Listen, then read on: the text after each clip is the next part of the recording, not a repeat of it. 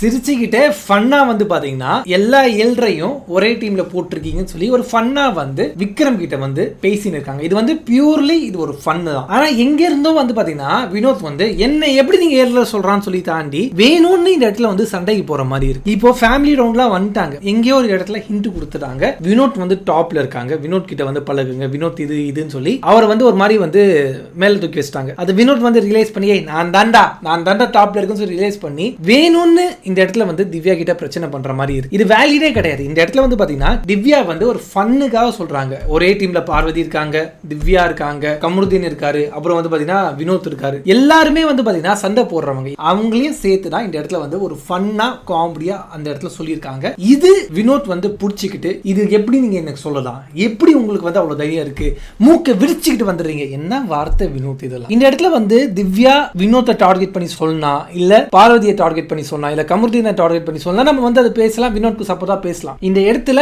அவங்க சிரிச்சுக்கிட்டு சொல்றாங்க, ஃபன்னா சொல்றாங்க, ஒரு காமெடியா சொல்றாங்க. இந்த இஷ்யூவை இவ்வளவு பெருசா ஆக்கிட்டு இவ்வளவு பெருசா பேசி இந்த அளவுக்கு வந்து கொண்டு போக தேவையில்லை நான் நினைக்கிறேன்.